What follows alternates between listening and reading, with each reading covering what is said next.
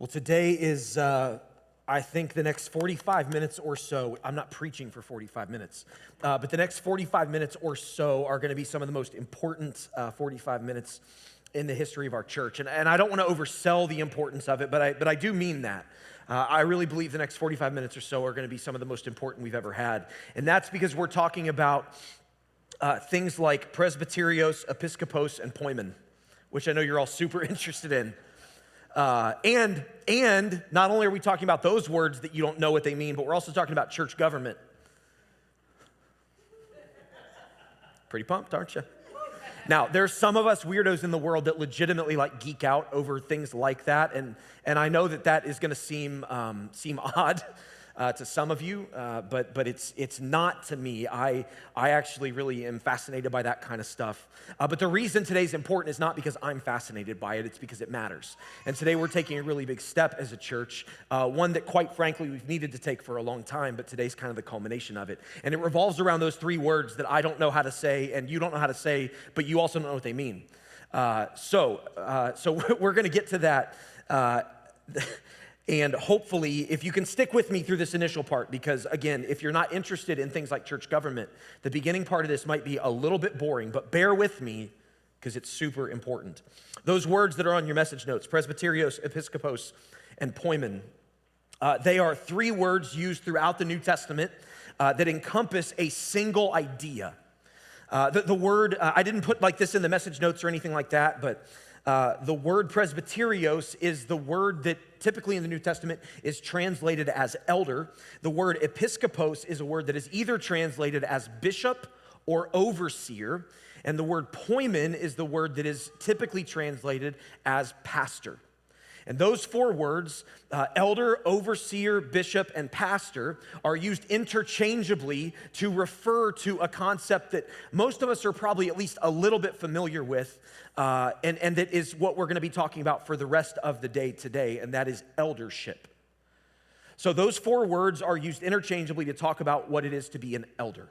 Now, the reason that this matters is because today, for the first time in our history, we are installing elders at City North. The problem is that depending on your church background, your understanding of what those words mean, your brain might go to all kind of different places about what that is actually then going to look like played out here.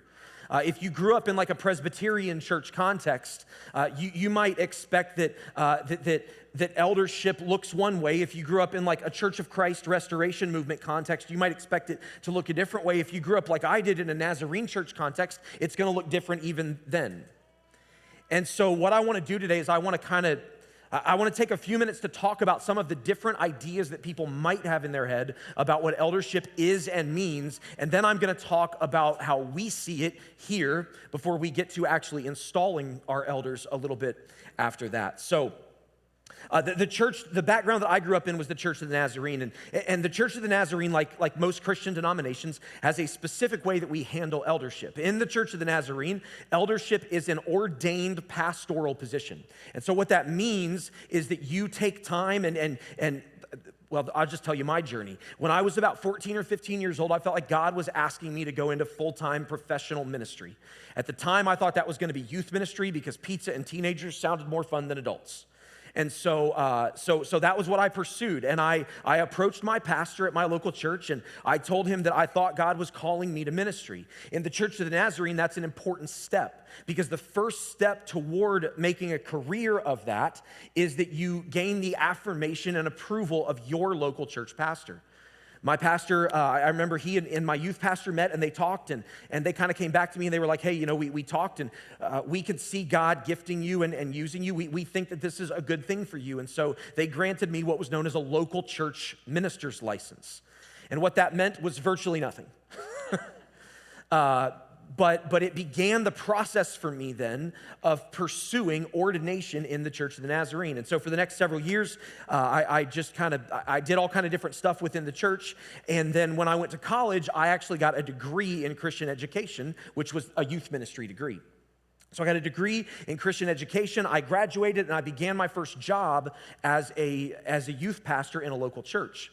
And it was at that point in time that I took the next step in the process, and I went to the district advisory board of the District Church of the Nazarene. And again, some of you are like, what are we talking about? That's fine. Bear with me. I approached the district advisory board, and they affirmed my call and granted me a district minister's license, which meant I was one step closer.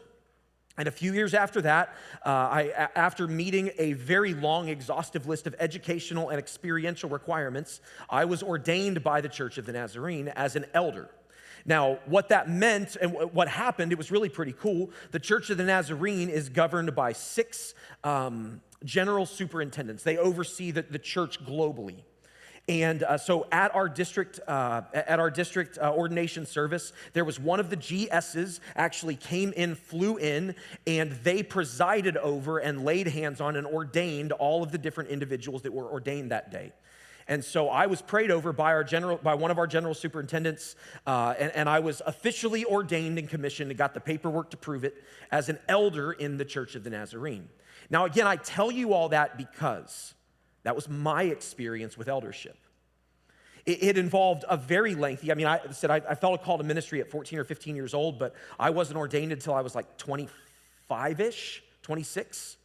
So it was a very long process. It required a whole bunch of educational, like official coursework, educational requirements.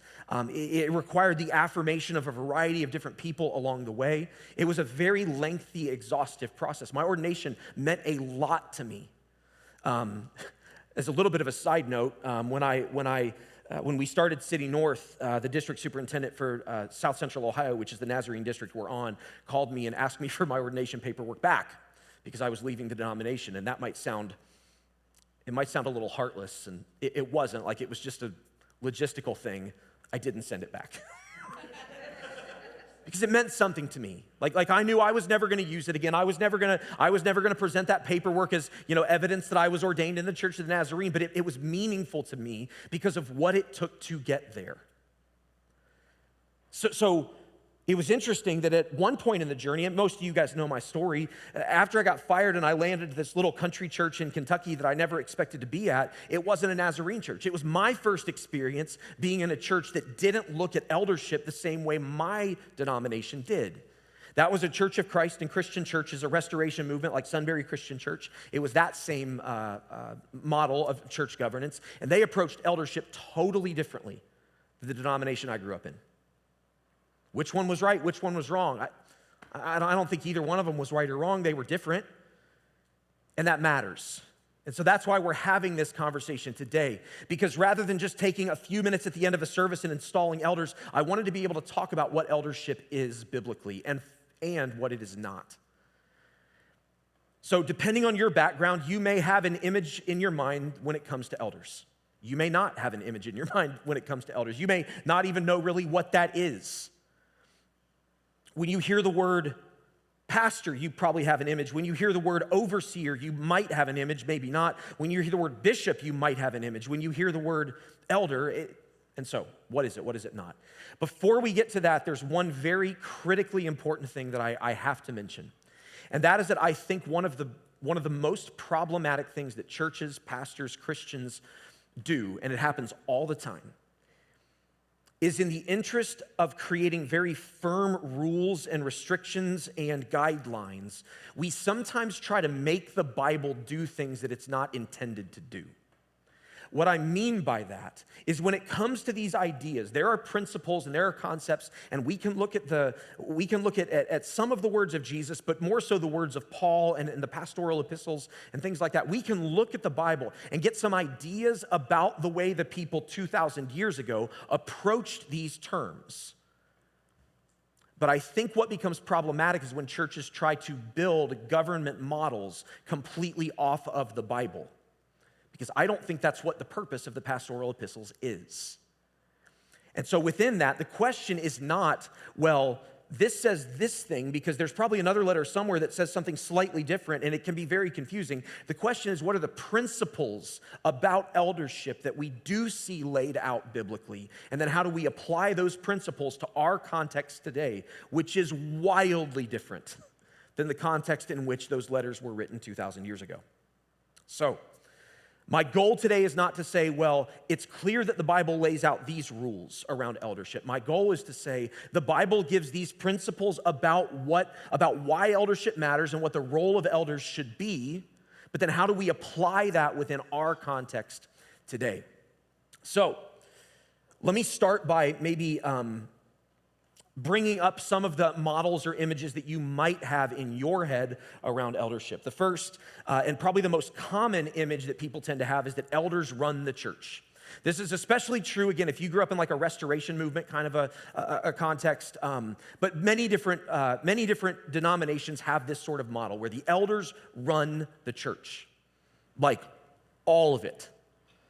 If you want to do anything, the elders have to approve it. That is not, I don't think, the best way to apply principles of eldership in our context, but it is a very common one. So just, again, this is not a part of your message notes, but if it matters to you, the first thing to understand is that biblically speaking, Christ is the head of the church, period. Jesus is the head of the church. There is no group of people, there is no individual person that is the head of the church. It is Jesus Christ. Now, in the New Testament, it is common that we see these four words, elder, bishop, overseer, pastor, which again are used interchangeably and refer to the same functions. It's common that we see those people running the church. But it's interesting to me that existed within a context, again, that's very different than ours.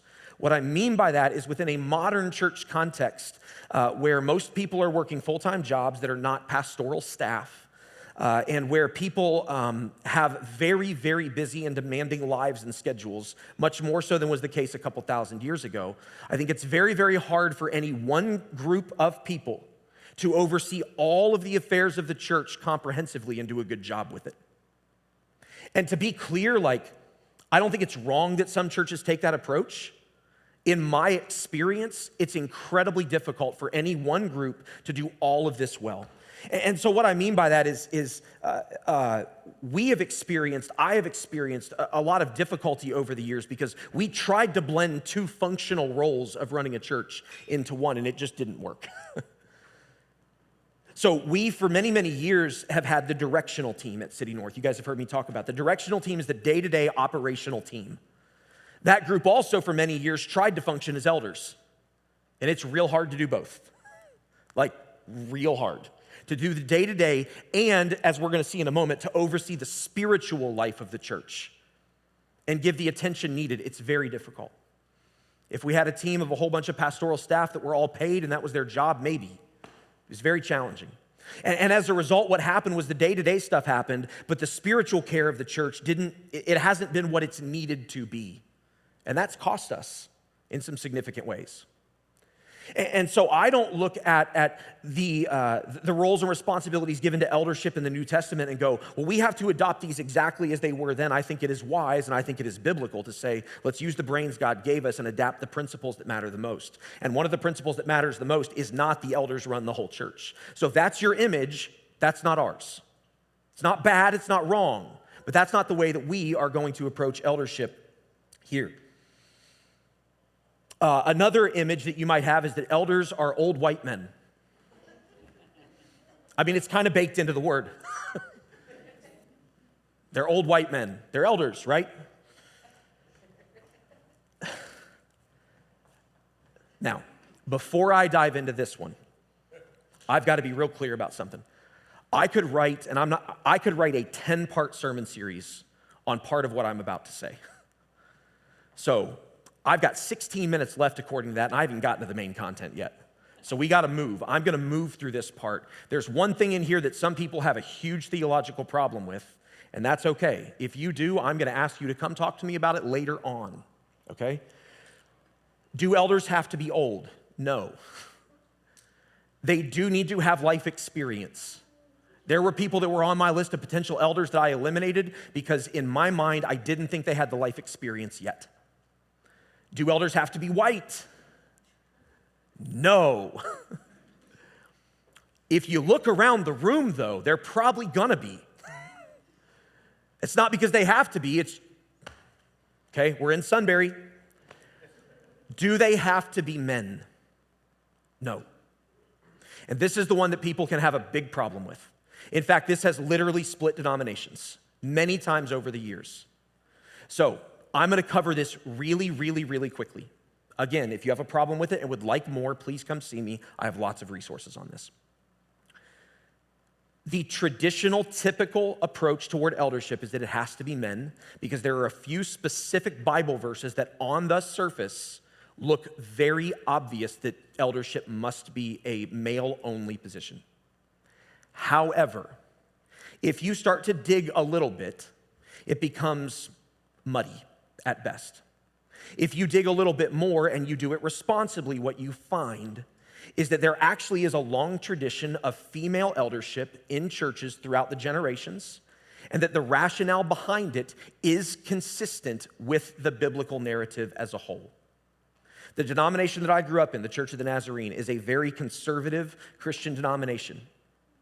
And we ordained female elders from the onset. In fact, women were some of the very first people that drove the movement of the Church of the Nazarene becoming a denomination in the early 1900s. So I grew up in a background and in a tradition that affirms female eldership. My sister is an ordained elder in the Church of the Nazarene. So this is a very personal issue to me. But beyond that, I have also studied it deeply. And the arguments for and against in what you might call a complementarian position or an egalitarian position or whatever the theological words are, the arguments that I hear from the complementarian camp are arguments that I find lacking. Now, to be clear, I might be dead wrong about this. I might be. But it is my conviction and has been, not only because of my background and tradition, but because of many, many years of study, that female eldership should be affirmed, and that there should not be positions within a local church that are closed off to half of the body of Christ. That's my conviction. That is the conviction of our directional team. And so, as a result, we are today going to be installing a female elder at City North. And so, if that's something that you have an issue with, please, again, come talk to me, because I want to have dialogue around it. I don't need you to agree with me, by the way. If you think that's a problem, that's fine. That doesn't mean you can't be a part of City North. To me, it is a secondary issue. I served in a Restoration Movement church, which is a vehemently men-only elder theological tradition. I served in a Restoration Movement church, and if God were to ever release me from pastoring City North, the very first thing that I would do is call Ben Stroop, and I would say, hey, do you got a spot for me? And I would go back into a Restoration Movement church, because I believe so much in him and what he is doing, that that's a secondary issue to me. It's not primary. And so I don't need you to agree with me, is the point. All right? Now, that's all I'm going to say on that. So, old white men, no. Part of it, maybe, but no. There's all kind of different other images you may have. You may have an image of elders overseeing discipline within the local church context. That evokes all kind of feelings and things in people. That is a role that elders would play, in different circumstances. You may have an image of elders leading the church spiritually. That is absolutely the way we see eldership here.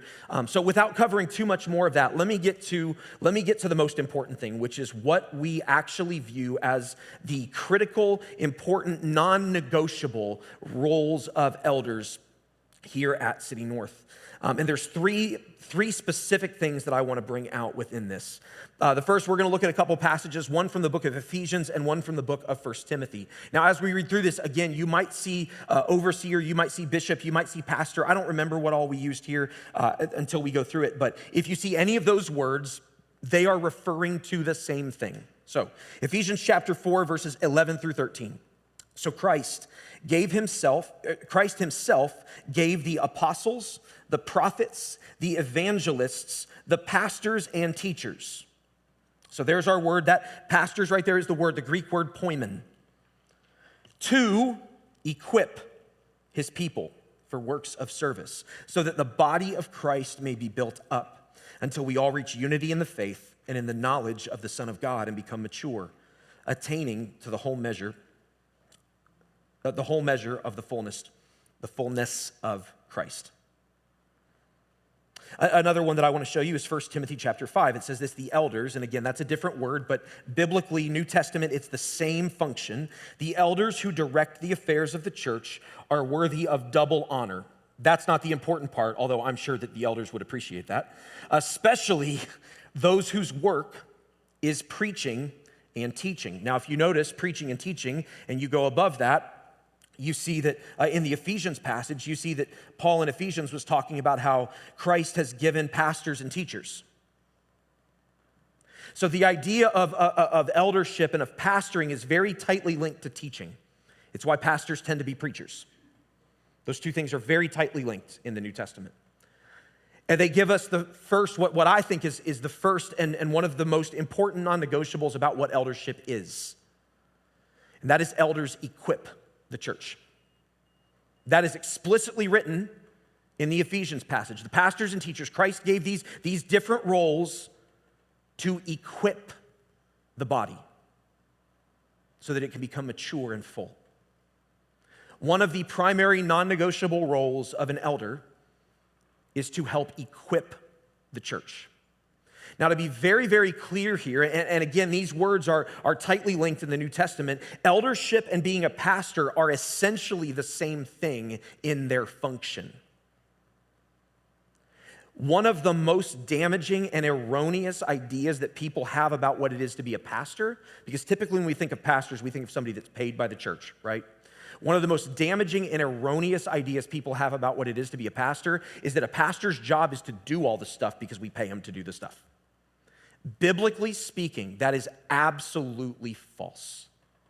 It is a pastor's job, an elder's job, to equip the body, to train and equip, not to do. Period.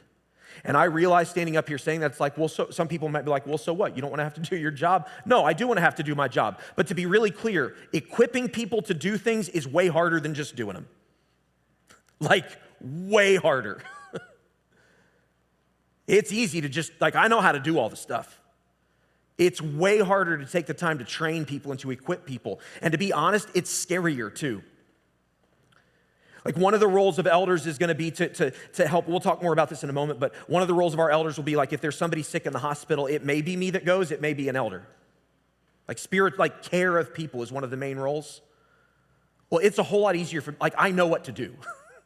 I know how to go to a hospital and be there and care for that person. But to train somebody else to do it and then to be hands off and be like, hey, you got it, that's scary. Like it's scary. Elders equip the church. Let's look at a couple more passages, or one more passage here for the second non-negotiable. This is from the book of Acts, chapter 20. It says, keep watch over yourselves and all the flock of which the Holy Spirit has made you overseers. So that's going to be the word Episkopos in the Greek, which again, I cannot overstate this enough. Although we have very different ideas of what a pastor, an elder, or a bishop or an overseer might be, in the New Testament, they are interchangeable words to describe the same functional role.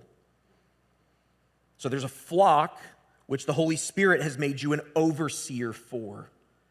Be shepherds. That word shepherds is also often translated as pastor. Be shepherds of the church of God, which he bought with his own blood. I know that after I leave, and this is Paul writing, I know that after I leave, savage wolves will come in among you and will not spare the flock. So I'm starting a church. Now, oversee it, watch over it carefully, because there's going to be people who come in and try to destroy it. Even from your own number, men will arise and distort the truth in order to draw away disciples after them, so be on your guard. Remember that for 3 years, I never stopped warning each of you night and day with tears. So this brings us to what I think is the second non-negotiable of eldership, and that is that elders protect the church. So elders equip the church and elders protect the church. One of the most important roles of elders in a local church is to keep an eye on the theology and the theopraxis of the church. Again, aren't you so excited you came today to hear all these amazing words? Theology is the way we speak about God. Theopraxis is the way that we carry out what we believe about God. It is the practical application of our beliefs, evidenced by our behavior. So in other words, what Paul is saying here is, listen, as soon as I leave, there's going to be people that try to come in, and they're going to try to teach people things that are not true, things that are absolutely false, and they're going to try to derail the church as a result of that. He's not saying it's going to be conscious necessarily, but he's saying it's going to happen. And so what Paul's saying is there needs to be a group of people who are watching, who are vigilant, whose responsibility it is to make sure we don't end up in left field, either with what we believe or, because of what we believe, what we do. There must be people watching and protecting, because Jesus bought us with his blood, and that matters. So the elders watch our theology and they watch our theopraxis. On a more practical level, one of the main roles of elders will be to help navigate conflict within the church body. And let me just go ahead and say on a personal note, I could not be more happy with the quality and the caliber of the individuals that we're installing today, knowing that in moments where they're going to have to do maybe the hardest thing an elder will have to do, and that is navigate church conflict in between two different people, I could not be more thrilled with the individuals that we're going to be installing today, because I know that they will not take that lightly. They will care about everyone involved, and they will make sure to protect our church as a whole. Again, just to be very blunt about this is something that I've been doing basically solo for the last 8 years. That's not good. It's not good for our church, and it has not been good for my soul. Navigating church conflict is something that they talk to you about in ministry prep classes. But until you have to sit down with two people who you see as brothers and sisters in Jesus, but who have conflict, or even worse, when I've had to sit down with people who have problems with me and try to navigate that, it has been lonely and difficult. And it has at various points in times just crushed my soul. That will happen no more in our church. And that's better for me, but it's also better for you. So much better. In fact, I would say, and this is look, at the end of the day, I've pastored this church for 8.5 years. I've had the authority to do this, and I didn't put it into place because there was just a lot of other stuff to do. But the reality is that I don't believe a church can be as healthy as possible if there is not a plurality of elders, a group of elders helping to navigate church conflict. We're people. It's going to happen. It's going to happen. What we need are men and women, brothers and sisters in Christ, who are willing to step into those scenarios and make sure that everyone involved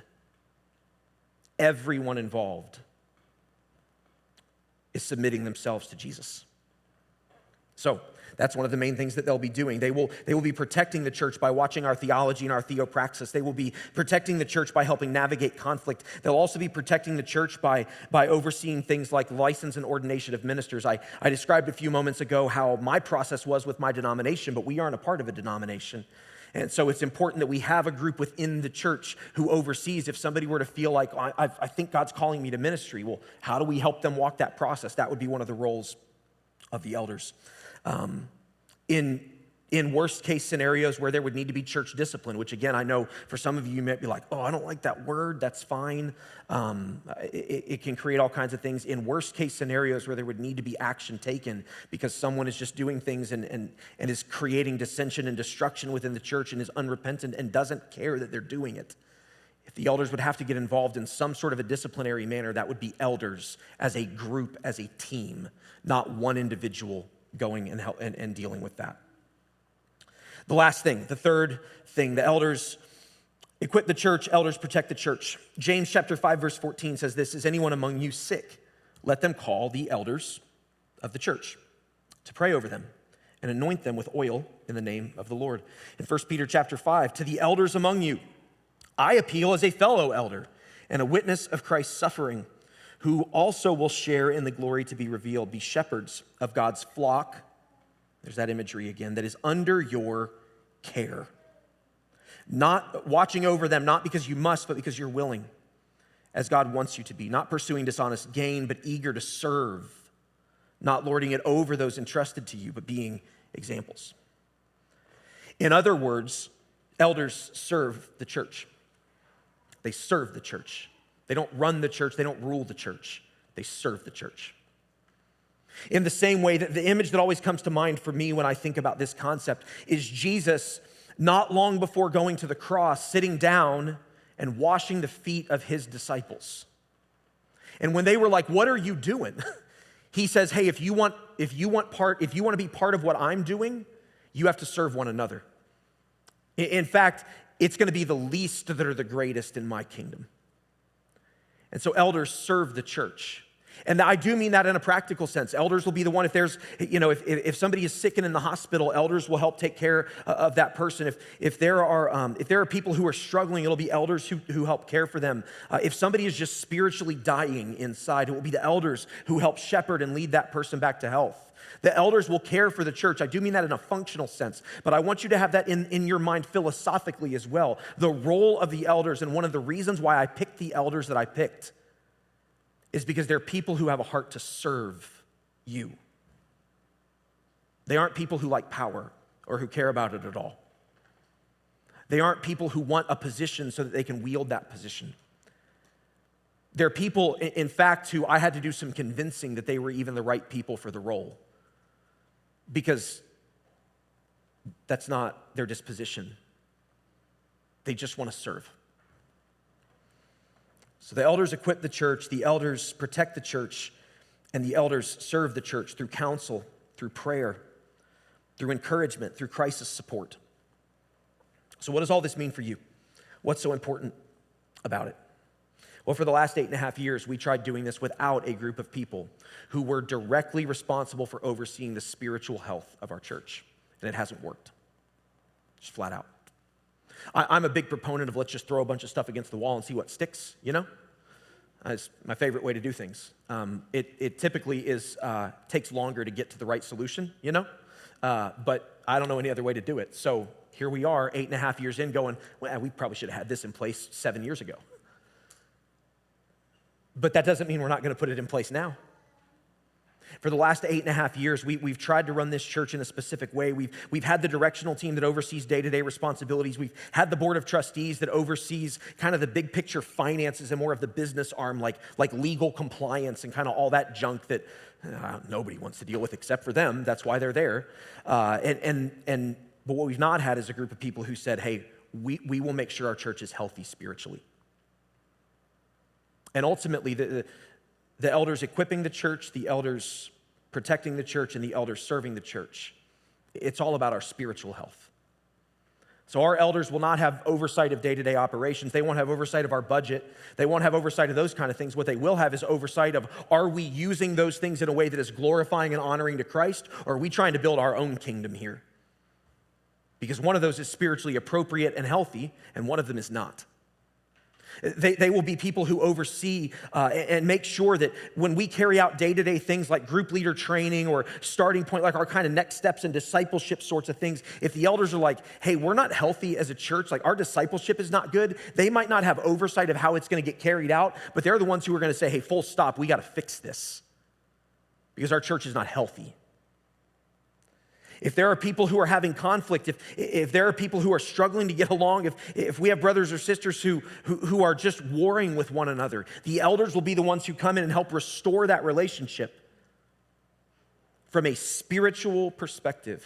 What does it look like to be brothers and sisters in Christ, not just people who get along? So at the end of the day, the elders will equip and they will protect and they will serve. But what I want you to understand is that their role is that they are the ones who are saying, we will do all we can to ensure the spiritual health of this body. That is our sole focus. Whatever images you have in your mind, it may be that it's a little bit hard to remove some of those, and that's okay, but that is who our elders are. And so if you have a spiritual need, go to your elders. Now, to be clear, I am, by nature of my role, I am an elder at City North, but I'm no longer the sole elder at City North. And some of you are like, you're not old enough to be an elder. I know, that's fine. But my beard's getting real gray, so I'll be able to fake everybody out soon enough. I'm not the youngest, so there's that. I still serve I am a part of the elder team. And so what I don't want you to hear is, well, Andrew's abdicating spiritual responsibility for the church to someone else. That's not the case. I am a part of the elder team. What I am doing is inviting 3 really incredible individuals to say, we're going to shoulder the load. Because the reality is, even in a room this size, I can't care for all your spiritual needs the way I would like to. I can't. I can't get up here and preach every Sunday and run our student ministry right now and lead our directional team and lead the board of trustees and care for all your needs. In fact, last weekend, there was a funeral for an individual's mother in our church, and I couldn't go, and it broke my heart that I couldn't go. But I can't meet all of your needs. But now I don't have to be the only one meeting those needs.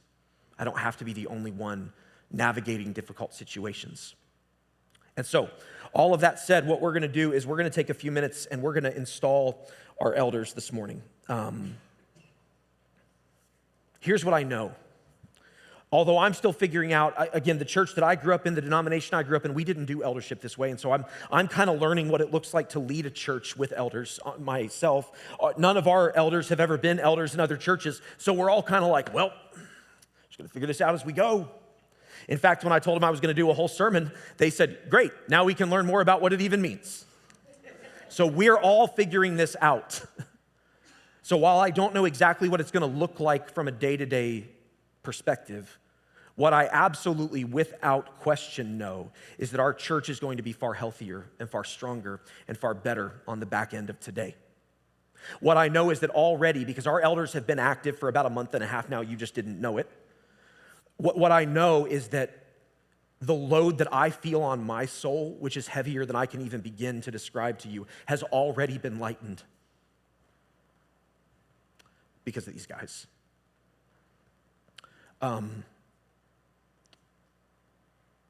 I know that our church is going to be better. I know that you all are going to be cared for better. I know that we will be healthier. And so what I'm going to do is in just a moment, I'm going to invite our elders and their spouses up. We're not going to I initially thought about I'm going to have them answer some questions and I'm going to tell you about them. And none of them want that crap because that's not why they're doing this. I'm just going to invite them up with their spouses. And then what I would like to do, I've been debating on how I want to do this, but elders, I want you guys to come right down here in the front. And then I'm going to invite any of you that would like to be a part of this to come up, and we're going to lay hands on them as a church body. If you don't want to do that, that's absolutely fine. You do not need to. But anybody who wants to, I want you to come. We're going to lay hands on our elders. We are going to pray for them. We are going to ask the Lord's blessing on them and their lives, His wisdom on their minds, and that as we begin the process of moving forward and figuring out how to make City North even better, even healthier, even stronger, that He would just bless them immeasurably, okay? So Caitlin Kleinpaste is one of our elders, the one who is younger than me. So there we go. Caitlin, Gary's going to come. John Lawrence and Jenny. And then Justin Walker and Ray, if you guys would come. I'm going to kind of step down here, and then again, anybody, directional team, I know I asked you guys to be in here, Karina and Rachel. Vanessa's not here today, but would you kind of bunch up here in the center? And then anybody who would like to come lay hands on our elders, please come join us.